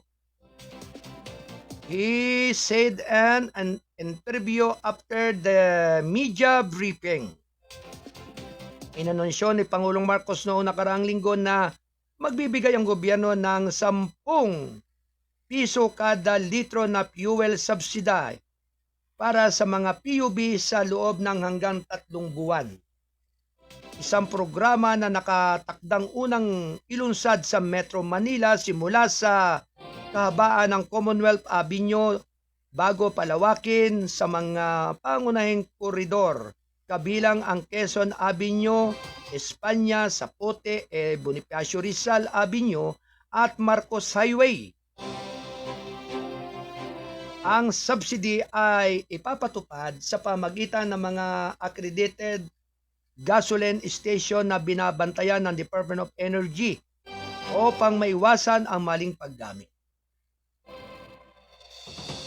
Habang patuloy naman na inuuna ng gobyerno ang mga nakatarget na subsidiyo para sa mga pinakamahina, malinaw ng mga opisyal na hindi ito nagbubukod ng mas malawak na intervention para sa iba pang mga sektor. Sinabi ni Energy Secretary Sharon Garin na ang diskarte ay inilaan upang maiwasan ang mas malawak na pagkakagambala sa ekonomiya. Kung hindi mo muna tutulungan ang pinaka-apektado, maaaring lumala ang sitwasyon at makaapekto sa buong ekonomiya, sabi niya. Sinabi ng mga opisyal na ang mga umiiral na hakbang tulad ng pagbabawas ng mga bayarin sa port at pag-aalis ng ilang mga gastos sa logistic ay tumutulong na mapagaan ang mga presyo ng mga kalakal at serbisyo na hindi direktang nakikinabang sa mga sambahayan na may katamtamang kita. Why, thank you. 4 na minuto bago mag-11 ng umaga. Samantala mga kababayan, tuloy-tuloy lamang ang ating paghahatid ng mahalagang mga balita. Samantala, nagbabalik pag-uulat ang ating Kasado Patrol 40 mula pa rin dyan sa Quezon City. Si Kuyang John Santusidad. Alright, Kuyang John, standby. Report.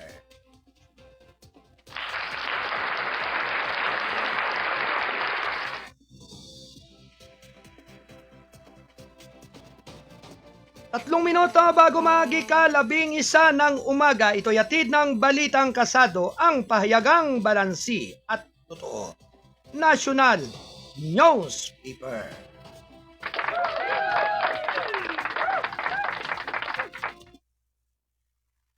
Kasado Patrol Report. Anyway, mga kababayan, nagbabalik ang ating Kasado Patrol 40 ng Quezon City. Sa kanyang pagbabalik, ito po ay, siyempre mga kababayan, ay may hatid na balita ang ating Kasado Patrol 40. Alright, Kuyang John Santusidad ng Quezon City. Sa iyong pagbabalik, good morning muli.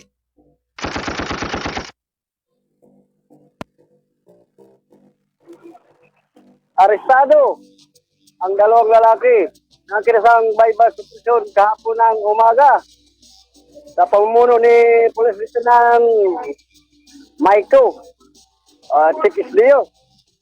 Sa pangasiwa pa rin ni Police Colonel Ruena Amata, Station Commander ng Payatas, Bagos lang, Quezon City. Nakilala ang suspect sina Loren Ronquerio, 27 anyos. Dating nakulong dahil sangkot mano sa droga.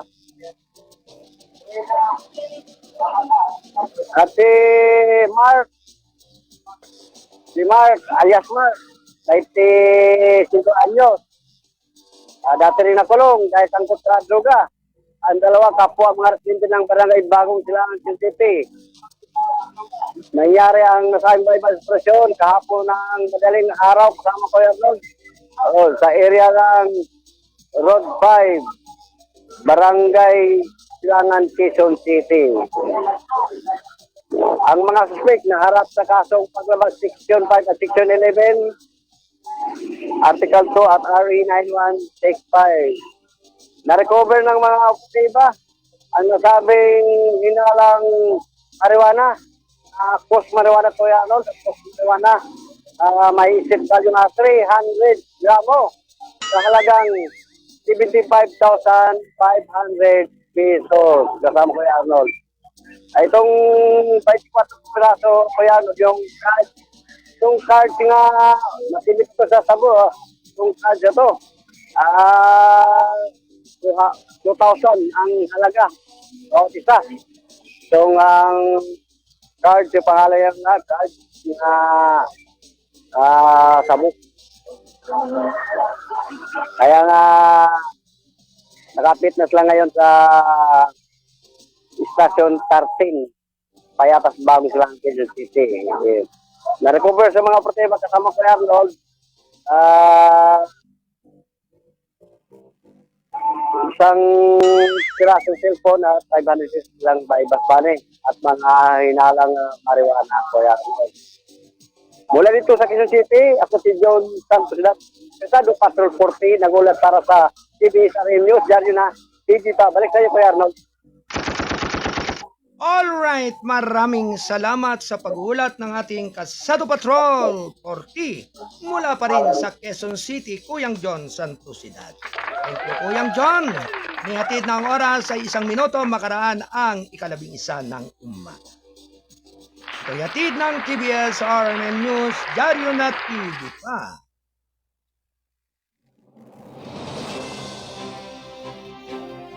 Samantala mga kababayan, tuloy-tuloy lamang ang ating paghatid at karagdagang mga balita. Round 1. Ready, go! Mahigit 40 bilyong piso na nakalpagkalugi ng gobyerno kung palalawakin ang fuel excise tax suspension. Round 1. Ready, go! Samantala mga kababayan, maaaring mawala na ng kita ang gobyerno ng hanggang 43.6 bilyong piso sa loob ng 3 buwan kung palalawigin nito ang suspension ng excise taxes sa pamamagitan ng pagsasama ng diesel at gasolina.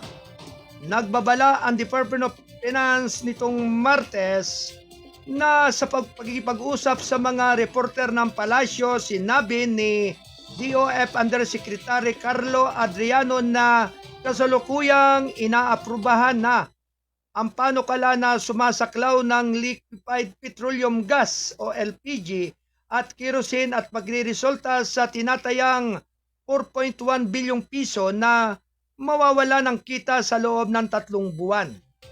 Ngayon kung magpasya kang isama ang suspension ng diesel at gasolina,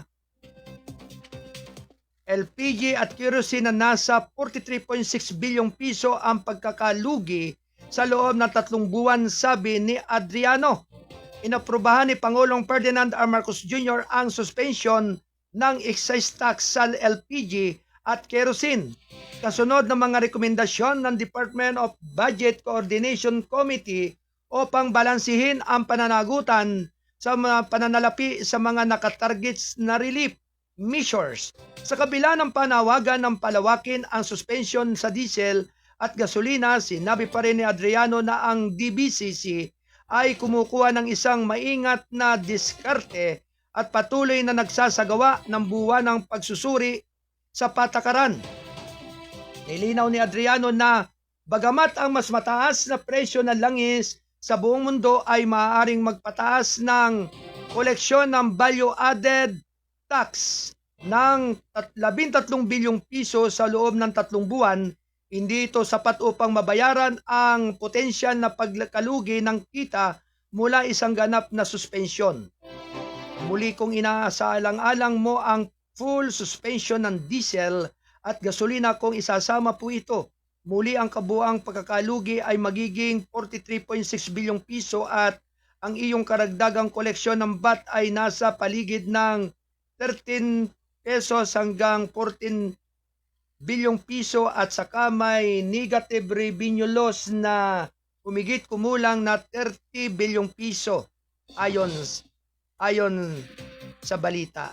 Sinabi ni Adriano na ang hakbang na ito ay naglalayong direktang nakinabang sa mga kabahayan na may mababang kita dahil ang karamihan sa mga mamimili ng kerosene at LPG ay nagmula sa mga mahihirap na marginalized na sektor. Binanggit ang datos mula sa taong 2023 Family Income and Expenditure Survey ng Philippine Statistics Authority. Sinabi ni Adriano na humigit kumulang sa 50% ng pagkakakonsumo ng kerosene ay nagmula sa pinakamahihirap na 38% ng mga sambayan ng mga Pilipino habang nasa 56% ng pagkakakonsumo ng LPG ay iniuugnay sa pinakamababang 70%. Sinabi ni Adriano na ang suspension ay inaasahang magdudulot ng pagtitipid sa paligid ng 36 o 36.95 pesos bawat 11 kilogram LPG silindro at 5.60 bawat litro ng kerosene. Sa halip na mas malawak na suspensyon ng buwis, ipinatupad ng gobyerno ang mga target na subsidy kabilang ang 10 piso per liter fuel subsidy program. Why, thank you. Ganap na alas 11:06 ng umaga.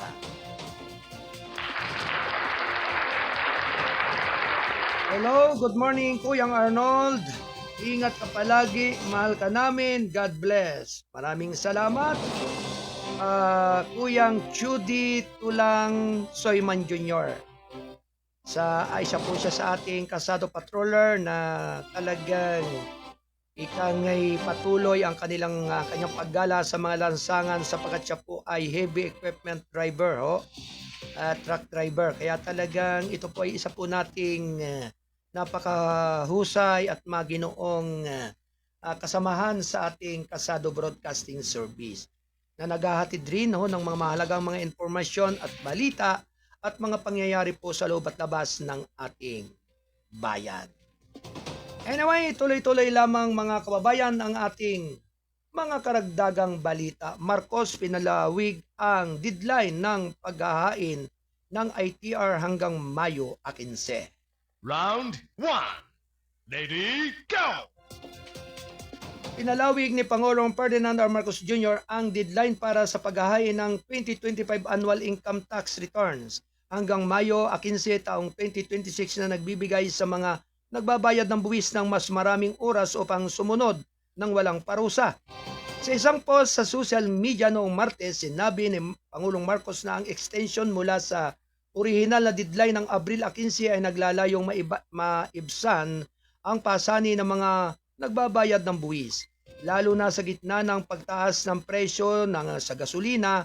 Sa mas oras ang bawat taxpayer na makapag-file ng maayos at walang ipapataw na penalty, sabi niya. Sinabi ng Pangulo na ang mga pagbabayad ng buwis ay maaaring magpatuloy na mag-file at magbayad sa pamagitan ng Bureau of Internal Revenue electronic platforms o authorized agent banks. Ang hakbang na ito ay dumating habang ang gobyerno ay naglulunsad ng mga hakbang upang mabawasan ang epekto ng pandaigdigang kakasumpungin ng presyo ng langis na hinihimok ng mga tensyon sa gitnang silangan na nag-aambag sa mas mataas na gasto sa transportasyon at kalakal. Ginawa namin ito para sa mas magaan at magbabayad ng bawat Pilipino, lalo na sa panahong ramdam ang pagtaas ng presyo ng langis, sabi ni Marcos. Alinsunod sa direktiba ng Pangulong Marcos, naglabas ang BIR ng Memorandum Circular Number 30-2026. na nagpapahiwatig hanggang Mayo 15 ng deadline para sa paghahain ng 2025 ITRs, pagbabayad ng kakulangang buwis na dapat bayaran dito at pagsusumiti ng mga kinakailangang attachment sa isang pahayag, sinabi ni BIR Commissioner Carlito Martin Mendoza na ang extension ay maglalayong gawing mas madali ang pagsunod sa buwis para sa mga pagbabayad ng buwis sa oras ng marami ang namamahala ng dagdag na pilay mula sa patuloy na krisis ng enerhiya.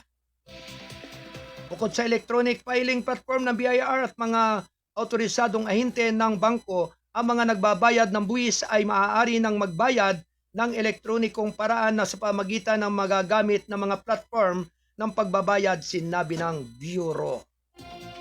Why, thank you. Alas 11:10 ng umaga. Samantala, Senador, target nito na ratipikahan ang Nuclear Convention sa harap ng SONA. Round 1. Ready, go! Target ng Senado na makumpleto ang pagraratipika ng 4 na pangunahing Nuclear Convention bago ang ikalimang State of the Nation Address or SONA ng Pangulo sa Hulyo. Iginiit ni Senador Erwin Tulfo ang mga ahensya na matugunan ang 3 buwan timeline. Ang target ay itinakda sa pagdinig ng Senate Committee on Foreign Relations noong Martes na tinatalakay ang pag-aampo ng bansa na international na nuclear safety of liability frameworks. Siguro bago magsuna ang Pangulo tapos na po yan. Maibabaton niyo na po sa DFA ayon kay Tulfo. Kabilang sa mga konbensyon na sinusuri ang Convention on Nuclear Safety, Convention on Supplementary Compensation for Nuclear Damage Protocol na nag-i-amyenda sa Vienna Convention on Civil Liability for Nuclear Damage at ang Joint Convention on the Safety of Spent Fuel and Radioactive Waste Management. Sinabi pa rin ni Department of Energy Undersecretary Giovanni Bacurdo na 4 sa mga protocol ang sumailalim sa proseso habang ang isa ay nangangailangan pa rin ng pag-aasang ayon mula sa 24 na ahensya ng gobyerno. Ipinangako namin ang aming nakahanay ngunit hindi kami maaaring magsalita muli para sa iba pang 24 na miyembrong ahensya kung saan kailangan din nila ang kanilang pagsang-ayon, sabi ni Bacurdo. Inimok pa rin ni Tulfo ang mga ahensya na i-streamline ang koordinasyon na nagmumungkahi ng mga talakayan sa antas ng gabinete pag-aproba. Hindi ba pwede mag-usap-usap ng gabinete meeting? Sa palagay ko, magagawa mo iyon, di ba? Sabi niya. Sinabi pa rin ni Department of Foreign Affairs Assistant Secretary Edgar Badajos na maaaring ipadala ng ahensya ang mga nakumpletong dokumento sa Office of the President sa loob ng ilang araw kapag naisumiti na ang lahat ng mga kinakailangan. Sa amin po, sir, once we receive the complete package from the lead agency, 3 to 4 days, maibabato na po namin ang presidente, sabi ni Badajos. Sinabi pa rin ni Badajos na ang Convention on Nuclear Safety ay nalalapat lamang sa mga sibilyang nuclear power plant at nagtataguyod ng mataas na pamantayan sa kaligtasan kasunod ng pandaigdigang pagsisikap ng palakasin ang pangangasiwa ng nuclear 6 na miyembro ng Association of Southeast Asian Nation, Cambodia, Indonesia, Myanmar, Singapore, Thailand at Vietnam. Ang lumagda na sa Nuclear Safety Convention, mayroon din ang Republic Act No. 12305 o ang Philippine National Nuclear Safety Act of 2025 na sumusuporta sa pagpapatupad ng kasunduan.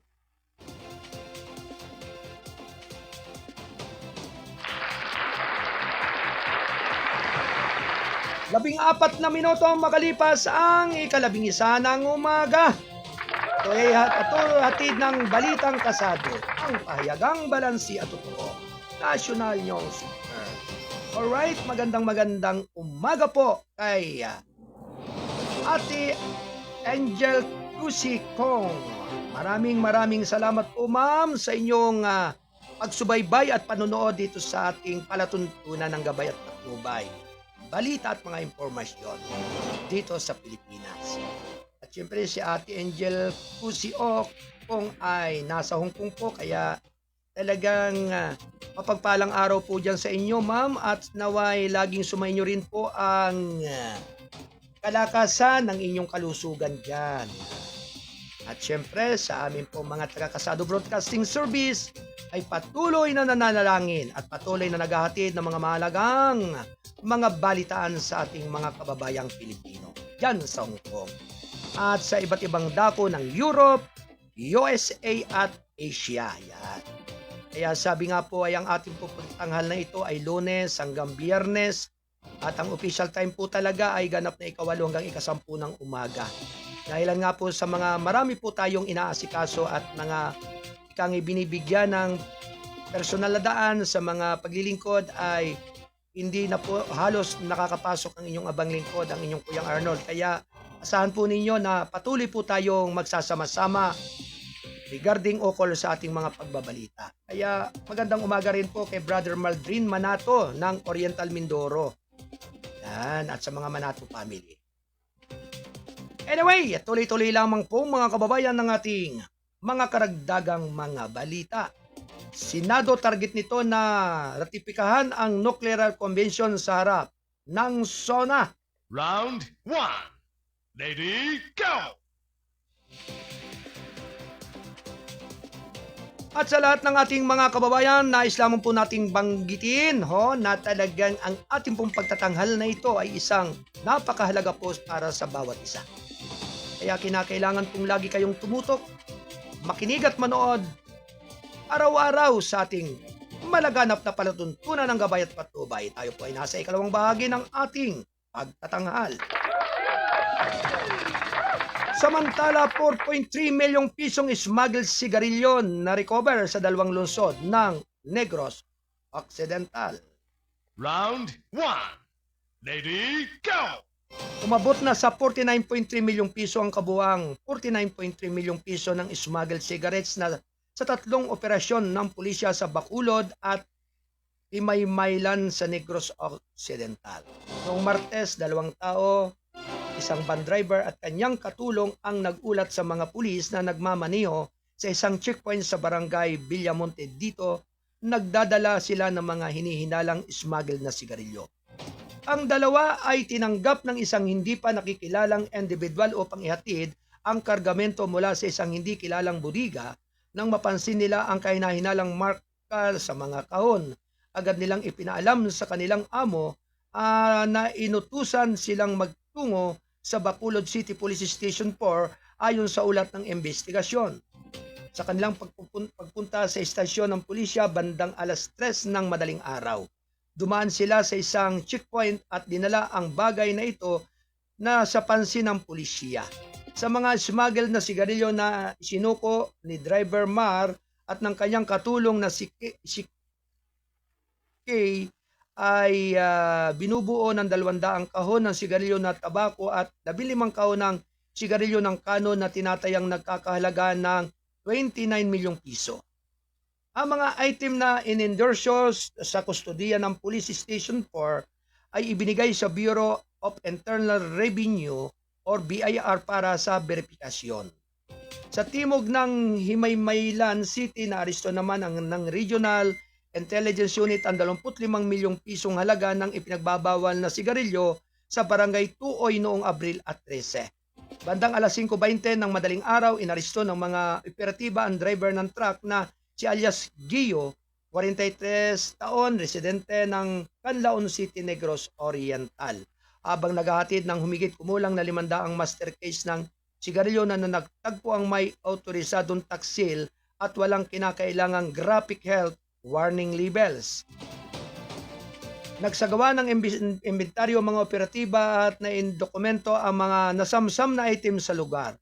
Habang ang mga suspek ay inilalagay sa kustodiya ng PIA Police Regional Office near Regional Intelligence Division bago mag 5:00 ng hapon. ng araw ding iyon, isang joint operation ng pulisya ang nagresulta sa pagkakarecover ng 3.345 milyong pisong halaga naman ng pinagbabawal na sigarilyo at napag-aresto sa isa ring individual sa barangay Suoy. Natagpuan si alias Ju, 32 taong gulang, isang manggagawa na may hawak ng pinagbabawal na sigarilyo na walang BIR tax, stamp sakay ng puting Toyota IS van. Kabilang sa mga nasamsam na item ang 53 master case ng Tobacco American Blend, 9 na master cases ng Canon 100 Special American Blend, 4 na master cases ng Conrad Menthol at 45 reams ng Tobacco American Blend.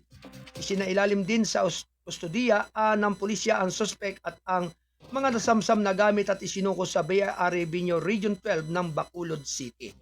Sa isang payag, sinabi naman ng Police Regional Office Senior Director Brigadier General Arnold Tomas Ibay na ang matagumpay na operasyon ay sumasalamin sa lakas ng intelligence-driven policing at matatag na pangako ng rehiyon at protektahan ang kita ng gobyerno, pangalagaan ang kapakanan ng publiko at itaguyod naman ang patakaran ng batas.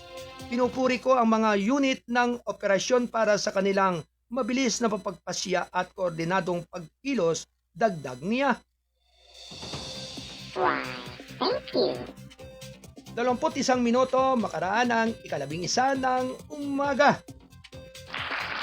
Kayatid ng PBS RNN News, Diaryo na TV pa.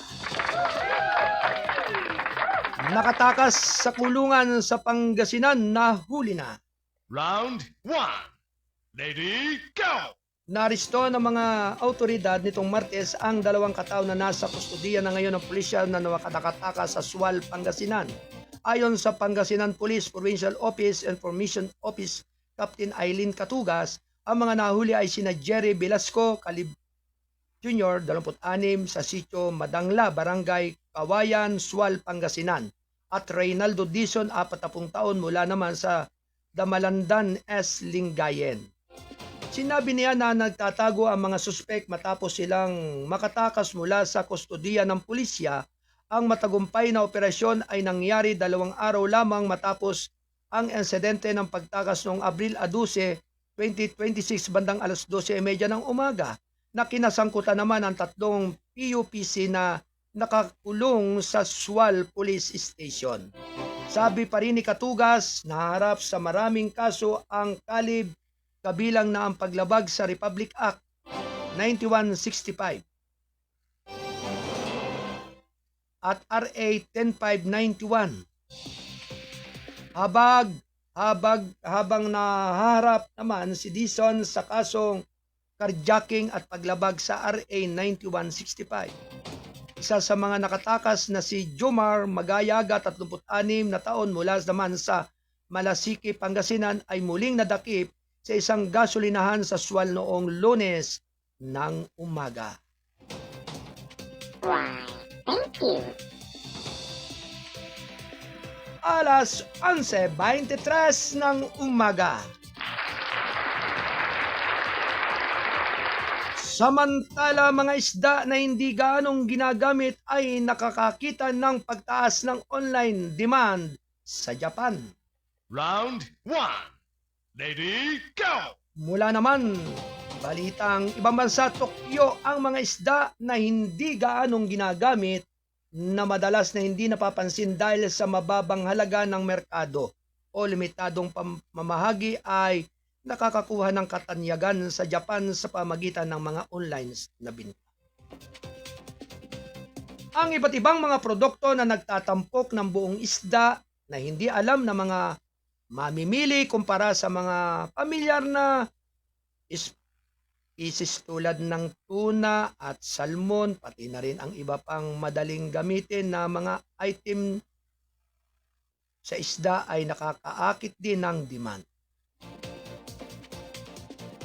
Ang industriya ng pangisdaan na naghahanap ng mga paraan upang epektibong magamit ang mga isda na hindi gaanong ginagamit, na hindi malawak na pinamamahagi bilang pagkain o masyadong maliit upang makakuha ng presyo sa mga tradisyonal na merkado. Ang Beaners Incorporated ay bumibili ng isda sa Fukuoka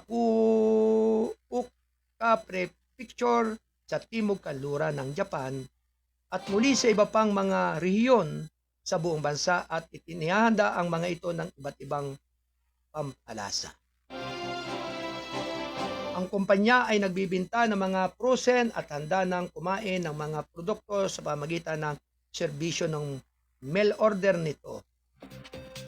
Official, ang isang hanay ng 6 na iba't ibang mga pakite ay nakakahalaga naman ng 5,927 yen na sa pamagitan ng subscription kasama ang buwis.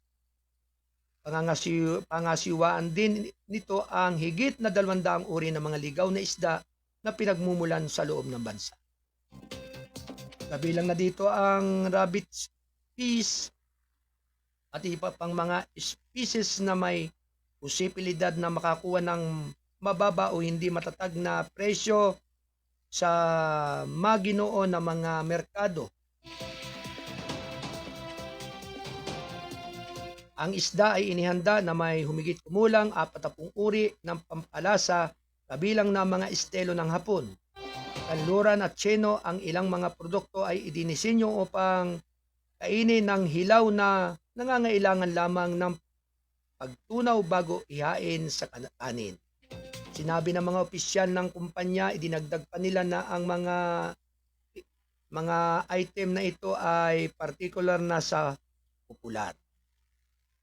Ang Vivid Garden Incorporated ay nakabase sa Tokyo ay nagpapatakbo ng website na Dave Chuko na nagpapahintulot sa mga mamimili na bumili ng mga produktong bukid at pagkaing dagat ng direkta mula sa mga producer.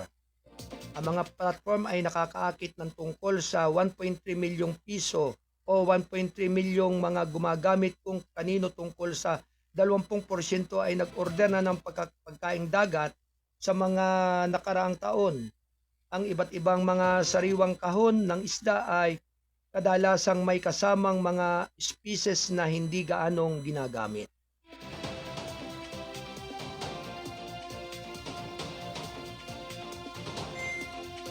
Ang order ay partikular na rin sa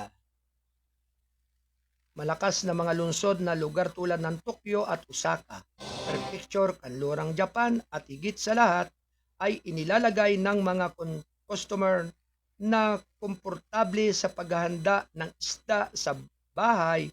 Ang interes ay ipinalakas o pinalakas din ang mga video sa social media na nagpapakita kung paano magluto ng hindi pangkaraniwang isda.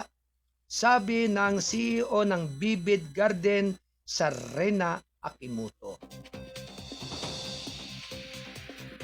Hindi ko naisip na ang mga isda na ito ko nakikilala o nakilala ay maaaring tikman ng napakasarap, sabi ng isang customer matapos bumili ng mga species na hindi gaanong ginagamit tulad ng green eye paste at gasay binahipon. Wow, thank you. Yan po mga kababayan ang ating mga kabuuang mga balita mula sa ating bulwagan ng balitaan Studio 2. Mula po sa kinaroroonan ng ating publisher Kuyang Alan Bordeos. At mulit-muli maraming salamat po sa patuloy po ninyong pagtangkilik sa ating palatuntunan ng gabay at patnubay, balita at mga informasyon. With up sa lahat po ng ating mga nakikinig, papagpalang umaga po, papagpalang araw ngayong araw ng Miyerkules. At syempre ngayon po ay 15 na ng buwan ng Abril. 15 araw na lamang po ang lilipas, Mayo na po. Kaya talaga ang Agua de Mayo ay isang mahalaga, napakahalaga po para sa ating sambayanang Pilipino. At syempre po ang ating pong mga nakasama dito sa ating Studio 1 ay si Ate Del Rose Aldea Santos at Ate Rosemary Paderon. Lauso. At syempre ang ating po mga nakapiling sa pagbabalita, ang ating mga kasado patroller sa pungunan ni Kuyang Dan Torbeles, ni Kuyang Don Robert Ramero, Kuyang John Santusidad, at maraming iba po na mga nagatid ng mahalagang mga impormasyon dito sa ating palatuntunan. Maraming salamat po sa lahat ng ating mga kababayan at ganun din sa ating mga nakikinig at nanonood at tumatangkilik sa ating palatuntunan. At syempre ganun din po sa ating pong mga correspondent, mga kasado patroller, sa mga kolumnista at writer ng ating dyaryo o pahayagan, balansi at totoo. At syempre, pinasalamatan din po natin ang lahat ng ating mga kasamahan ng Kasado Media Group. At syempre po, ngayon pong darating na Abril 26 ay mayroon pong mahalagang pagdiriwang ang Kasado Broadcasting Service at ng ating balitang kasado na gaganapin po dyan sa area at lugar po ng Camilot Hotel dyan sa Quezon City. Sa pangunguna po ng ating CEO President ng ICON na si Tito Nel Talavera at ganun din po ni Ate Angel Kusikong. Bilang CEO of Pico Entertainment, sa lahat po ng ating mga kasamahan po ng ating Kasado Broadcasting Service ay isa rin pong pagdiriwang ito ng ika-15 namang anibersaryo ng PBS RMM News TV at ng Balitang Kasado. Kaya talagang isa po itong malaking karangalan po at mayroon po mga special project of AF Entertainment Production and cooperation with Kasado Broadcasting Service, ICON, Pico, and ASEAN. AF Grand Vol, yan. Kaya nga po talaga, karamihan po ay yung mga with experience the magic of music register now. At ito nga po ay gaganapin po sa Camilot Hotel sa Abril 26 ngayong taong 2026, ganap na ika-4 hanggang ika-8 po ng gabi. Yan. Talagang napakarami po nang tatanggap po dito ng parangal sa ating mga kasamahan po mula sa Kasado Media Group .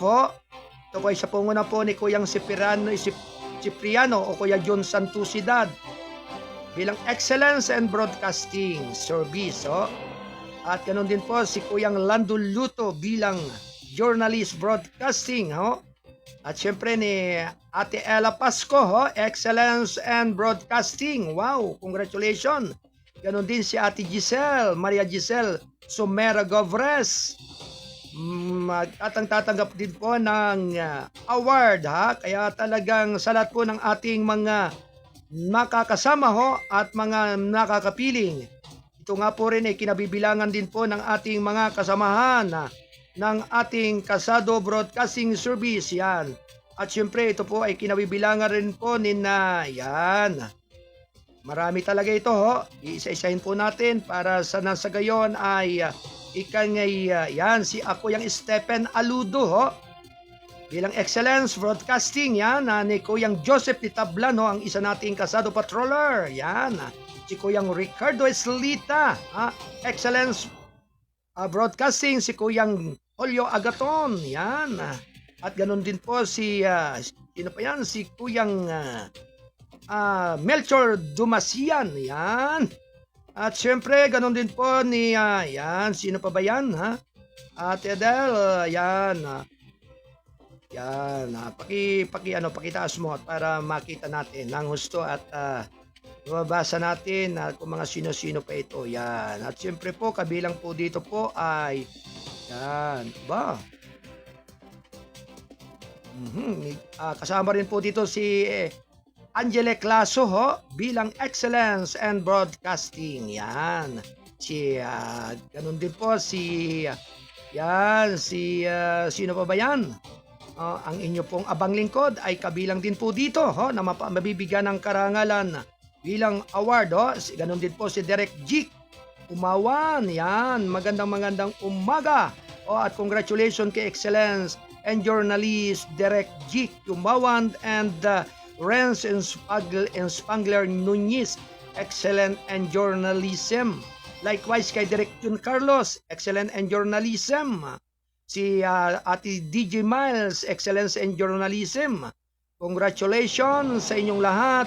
At syempre sa kay ganun din po kay Ate Rosemary Padirong Lawson, Excellence and Broadcasting. Siya po yung ating PA.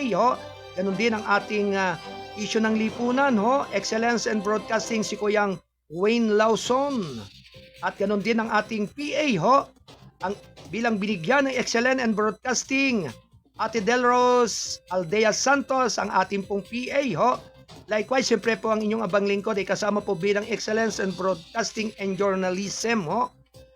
Maraming salamat po at ganoon din kay Ate Cora B. Vernes, Columnist of the Year. Congratulations po. Siyempre ang ating pong pinakapipitagan na ating Station Manager and Publisher of the Year, Kuyang Alan Valenzuela Bordeos.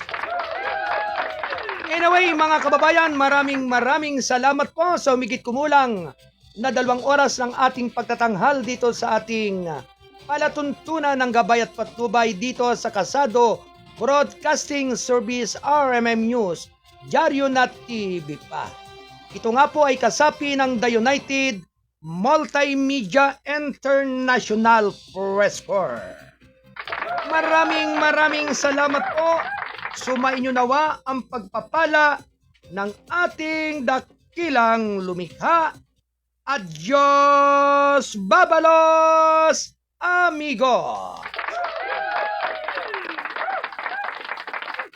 Bye-bye!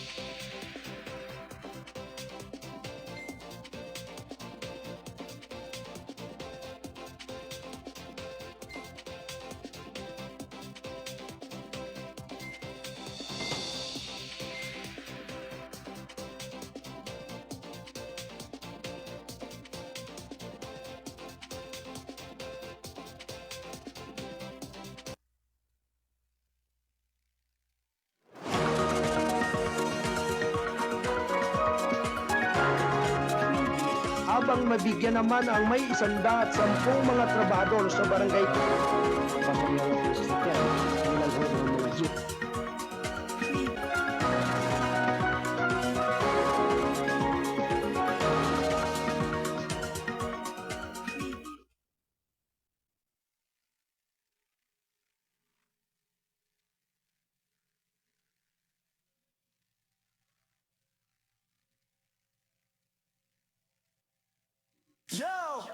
Kasado Broadcasting Service, KBS-ARM,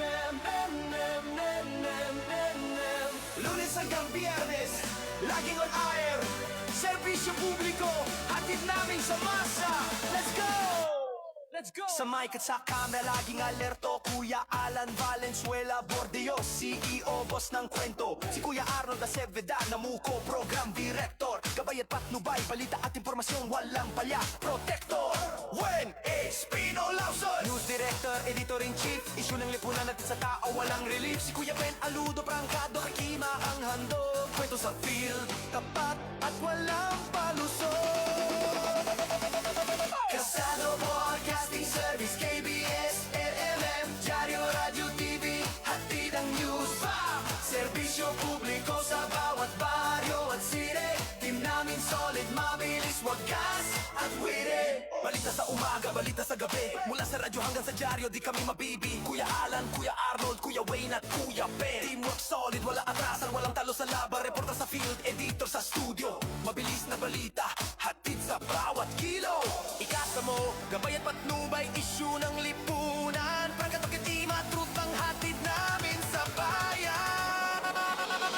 Kasado Broadcasting Service, ABS, LMM, Diario, Radio, TV, hatid ang news. Serbisyo publiko sa bawat baryo at city. Team namin solid, mabilis, wagas at wire. Lunes hanggang Biyernes, on air ang kwento. Mga mamamahayag, laging handa sa toro. KBS-RMN, di lang basta news. Hatid namin sa masa, truth na wala abuse. Kasado mo, Broadcasting Service, KBS-RMN, balita, serbisyo, hatid sa bawat tao. Pamdi namin solid, mabilis at totoo. Ikasa mo, gabay at patnubay, issue ng lipunan, prangkadok na ima. Hatid ang totoong kwento. Diaryo na, radyo na, TV na. Kasado Broadcasting Service, KBS-RMN. Serbisyo publiko, sa puso tubo namin.